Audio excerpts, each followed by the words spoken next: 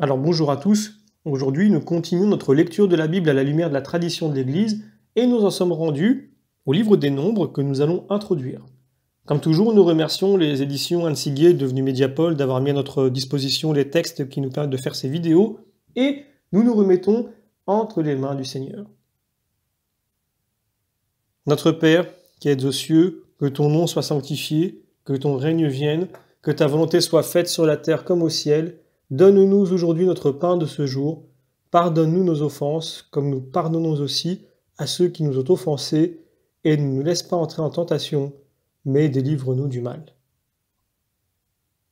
Également, nous nous remettons entre les mains de notre Mère bienveillante, la Vierge Marie.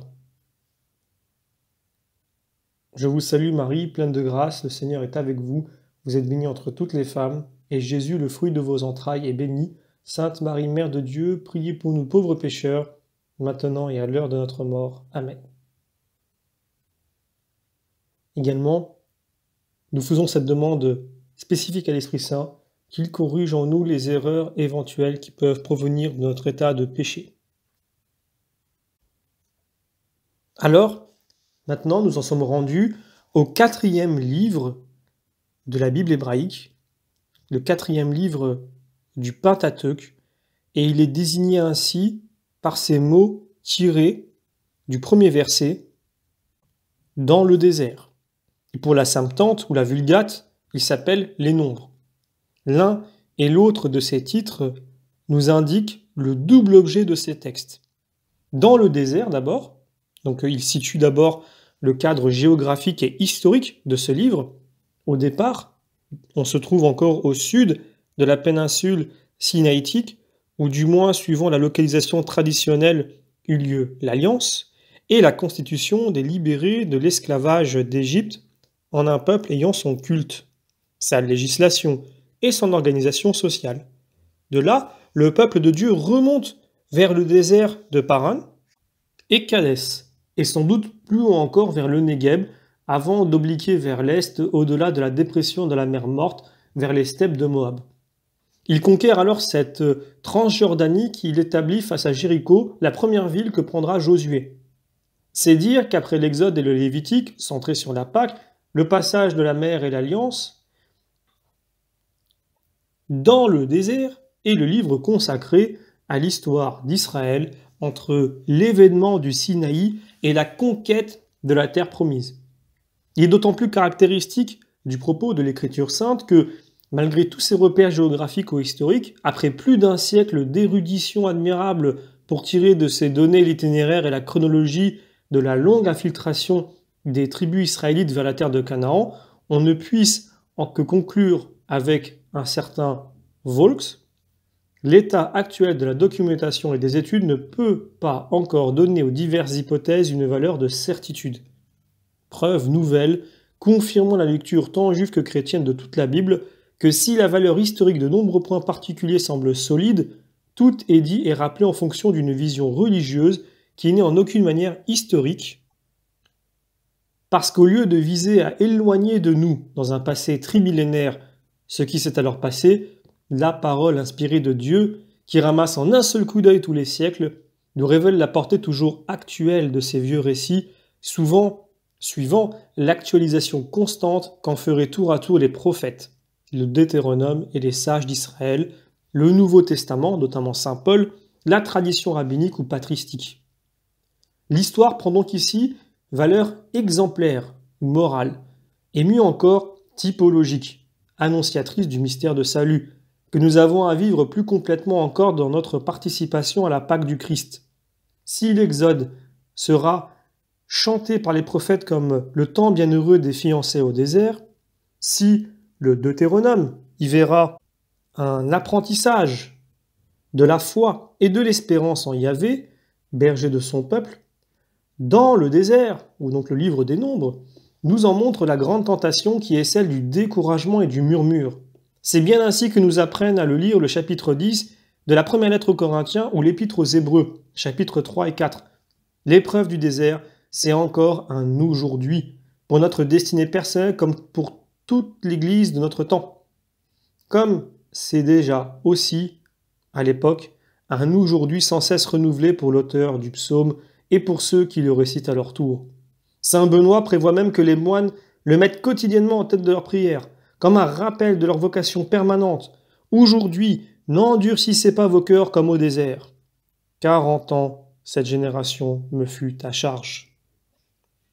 Le livre des Nombres risquerait de paraître lassant, d'autant plus qu'il se présente sous forme d'énumération répétitive. Liste des préposés au recensement, chapitre 1, ou des explorateurs de la terre promise, chapitre 13, ou des étapes du désert, chapitre 33. Recensement ou offrande, tribu par tribu, en des formules par conséquent 12 fois reprises. Double recensement des chapitres 1 et 2 et 26. Clan des Lévites avec répartition de leurs fonctions, chapitres 3 et 4. Liste des offrandes pour la dédicace et pour les sacrifices quotidiens, hebdomadaires ou annuels, chapitre 7 et 28-29. Compte du butin pris à Madian, chapitre 31. Frontières de Canaan, chapitre 34. D'ailleurs, les chiffres eux-mêmes ont une signification sans doute conventionnelle ou symbolique, plutôt qu'arithmétique. Quant aux noms propres de personnes ou de lieux, même les érudits ont peine à retrouver trace de la plupart d'entre eux, soit dans l'histoire, soit dans la topographie. C'est pourquoi nous en avons beaucoup allégé le texte. Mais on se tromperait du tout au tout en supposant que l'on puisse tenir ces énumérations pour négligeables. Elles doivent orienter notre méditation de texte sacré vers ce qui est sans doute la révélation principale. À travers cette pérégrination dans le désert, ce qui est en train de se forger, c'est le peuple de Dieu dans sa continuité organique à travers ses générations successives. Les recensements numériques ont en effet pour but exprès de rattacher tête par tête aux clans et aux familles de chacune des tribus, remontant ainsi à Jacob, père des 12 ancêtres, lui-même fils d'Isaac et d'Abraham, fils de Sem, fils de Noé, fils de Seth, fils d'Adam. Nous avions déjà souligné l'importance des généalogies du genre humain qui nous ont été conservées, d'ailleurs dès les premiers chapitres de la Genèse, Genèse 4 et Genèse 10, mais tout au long de la Bible, chaque personnage, chaque prophète et le Christ lui-même ou saint Paul seront ainsi reliés à leurs origines ancestrales. Au moment d'aborder les nombres, il convient d'y revenir pour mieux en comprendre le double enseignement que d'Ivo Barsotti nous aide à y découvrir à propos des généalogies bien postérieures des livres de Tobie ou d'Esdras. D'abord, les générations forment une chaîne qui nous rend solidaires de tous ceux qui nous ont précédés comme de ceux qui nous suivront. Je vous lis le commentaire de d'Ivo Barsotti. Le livre de Tobie commence par une généalogie. Livre des Actes de Tobie, fils de, etc. Il se termine sur la vision de la Jérusalem future. On dirait que dans le monde hébraïque, l'homme est considéré dans la continuité du temps plutôt que dans son rapport avec les choses. Le livre inspiré n'exclut certes pas que l'homme soit dans un lieu, vive dans une cité. Il le dit dès maintenant et il le dira plus expressément dans la suite.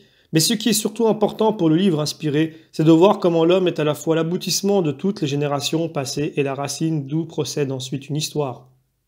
L'homme est au centre de l'univers. Suivant la conception hébraïque, Jérusalem est le centre du monde. C'est une idée que nous retrouvons jusque chez Dante Alighieri.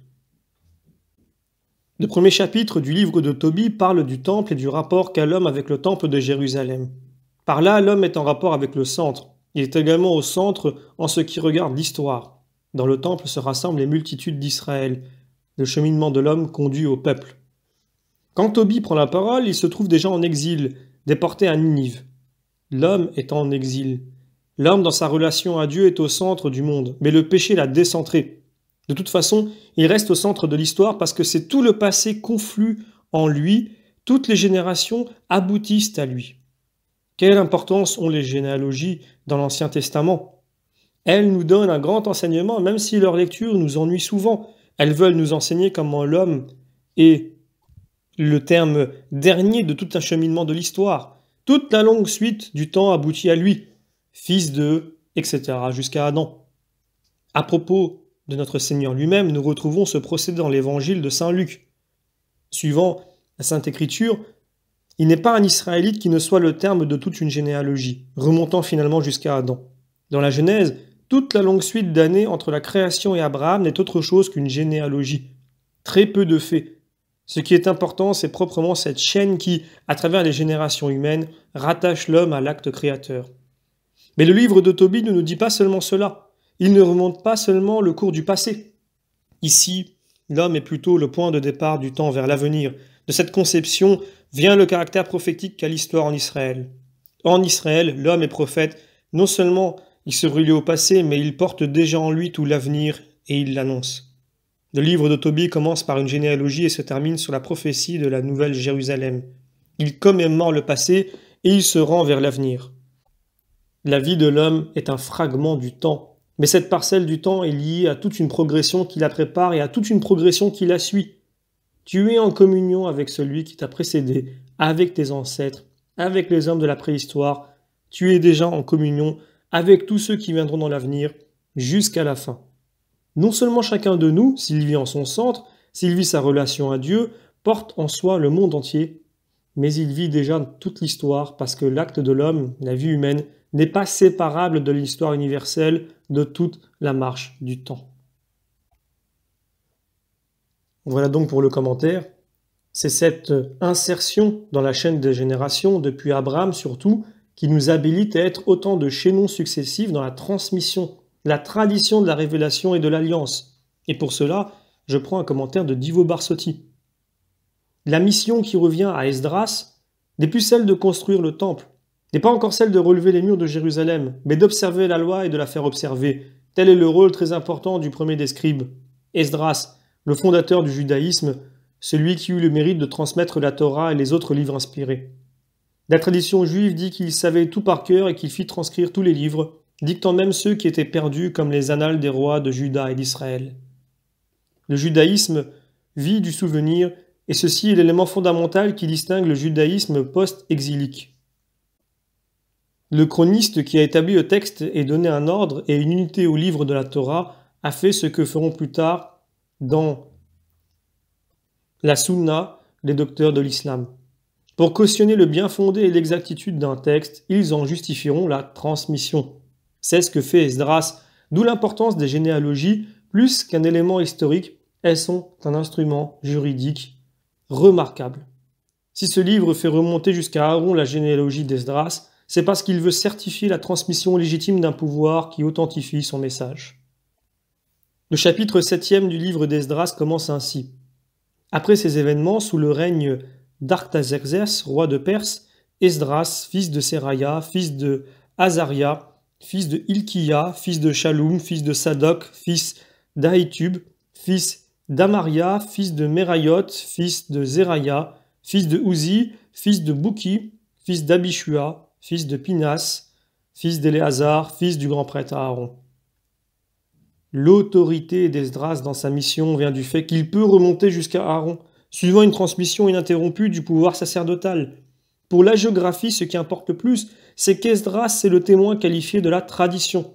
Son sacerdoce est ordonné et surtout un magistère. À la fin, il convoquera avec Néhémie la grande assemblée pour la lecture du livre de la loi, que suivra la grande prière, l'une des plus solennelles de la Sainte Écriture. La grande assemblée convoquée par Esdras est l'assemblée même de tout Israël au pied du Sinaï. Le mystère de Dieu se communique au monde à travers la continuité de la vie. Après la destruction de Jérusalem, il semblait que toute continuité avec le passé fût rompue, déchirée. En réalité, rien n'était rompu. La vie continuait, le temple était détruit, Jérusalem en ruine, Israël déporté, mais la transmission de la loi et de la vie se continuait. Voilà.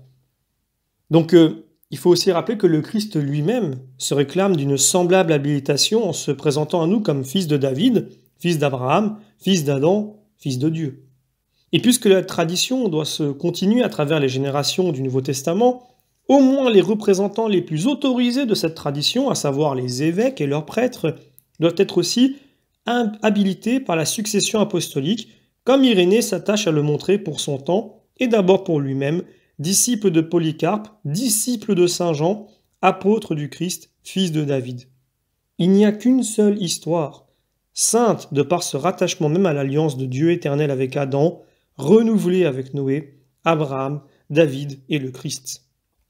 Mais c'est une histoire, dont chaque chaînon représente non seulement un relais chronologique, mais un acquis dont hériteront les générations ultérieures.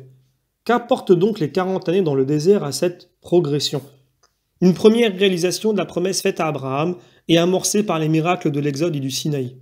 En cela, il y a homogénéité parfaite de la Genèse à l'Exode et au Nombre, même s'il y a transposition de l'alliance primitive avec les patriarches et leurs familles à celle d'Israël, désormais constituée en peuple de Dieu. La foule, indistincte au départ de l'Égypte, se trouve répartie en tribus par le recensement. C'est d'abord une armée, puisqu'on relève les noms des adultes capables de combattre. Dans ces campements, c'est le chapitre suivant, le chapitre 2, comme dans ces marches, chapitre 9, elle doit se tenir en bon ordre. Mais plus fondamentalement, c'est une communauté, un des mots qui revient le plus fréquemment, complété par celui d'assemblée. Certes, l'origine de cette communauté remonte en deçà des nombres, comme le marque sa mention dès les premiers versets. C'est qu'elle est née de l'initiative même de Yahvé, délivrant les descendants de Jacob de l'esclavage d'Égypte et leur confirmant par la révélation du Sinaï l'alliance déjà impliquée par la première Pâque, notamment par ses dispositions prévoyant la réitération annuelle de cette fête, en Exode chapitre 12. Mais le peuple de Dieu ainsi constitué ne prend sa figure que par les nombres. D'abord, il se structure. Des 12 tribus, celles des Lévites et parmi eux la descendance d'Aaron, se trouvent choisies, adoptées, mises à part, ou mieux, consacrées comme représentant cette communauté devant Yahvé. Déjà, on nous présente les Lévites suivant les 3 degrés de leur hiérarchie. Le grand prêtre, descendant d'Aaron, lui-même désigné par la floraison miraculeuse du rameau déposé dans le Saint des Saints. Les prêtres, eux aussi fils d'Aaron, qui ont reçu l'onction sainte pour exercer le sacerdoce. Et enfin les Lévites, voués au service de la tente de la rencontre. Peu importe que l'on reconnaisse dans cette hiérarchie l'organisation lévitique très postérieure, telle que l'a prédit Ézéchiel, et telle que la verra fonctionner le second temple au retour de l'exil.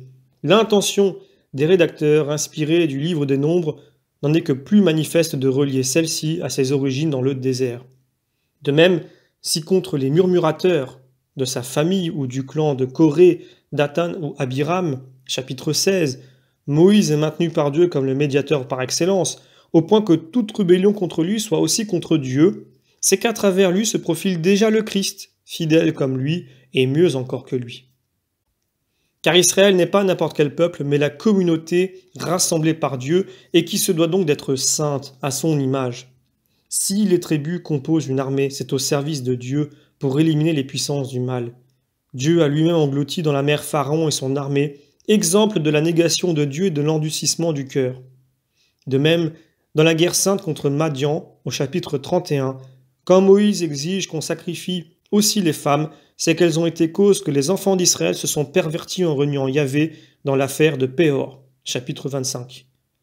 Si atroce que soit le châtiment, ce n'est pas l'étranger qu'il vise, par quelques préjugés racistes. À preuve son intégration possible. Devant Yahvé, il en sera de vous comme de l'étranger, il n'y aura qu'une loi et qu'un droit. Ce qu'il faut trancher, c'est seulement la contamination possible du mal.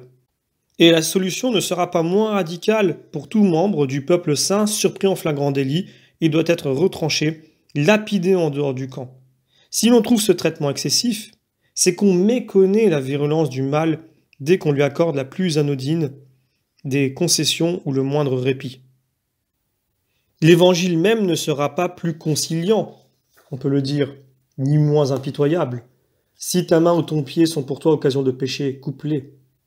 L'apparente sévérité de Dieu vise donc à nous préserver du mal, trop contagieux pour qu'on ne doive pas l'extirper avec la plus extrême rigueur. Les lois diverses, parsemées à travers les nombres, et dont l'apparent désordre gêne nos esprits soucieux de clarté cartésienne, se mêlent au contraire à la pérégrination d'Israël en quête de la terre promise, comme pour mener plus intérieurement le peuple de Dieu, soit à une incessante purification, même des simples fautes d'inadvertance, soit à un accomplissement plus intègre de ce qui est dû au Dieu de son alliance. Car ce serait trop partiel et mal engagé que de déléguer seulement les Lévites au service de Yahvé. À tous revient de lui offrir au moins les oblations pour les sacrifices et les prémices, chapitre 15, ou la dîme, chapitre 18, à qui le voudra, l'engagement plus personnel des vœux ou même la consécration du naziréat, chapitre 6. Bien mieux encore, ce n'est pas seulement aux 70 anciens que Moïse voudrait communiquer de l'esprit qui le mène, mais à tous, de sorte que tout le peuple de Yahvé soit prophète. Plus tard, Joël annoncera qu'un tel souhait, Dieu le réalisera dans sa munificence au jour de la Pentecôte. Que chacun de vous se fasse baptiser au nom de Jésus-Christ pour la rémission de ses péchés, et vous recevrez alors le don de l'Esprit, car c'est pour vous qu'est la promesse. Dans le désert est le peuple des nombres en quête de la terre promise, c'est l'Église et sa catholicité qui se profilent. Alors voilà pour cette introduction, j'espère que je vous ai donné envie de poursuivre, et donc je vous donne rendez-vous pour la prochaine vidéo où nous démarrerons le début du livre des Nombres.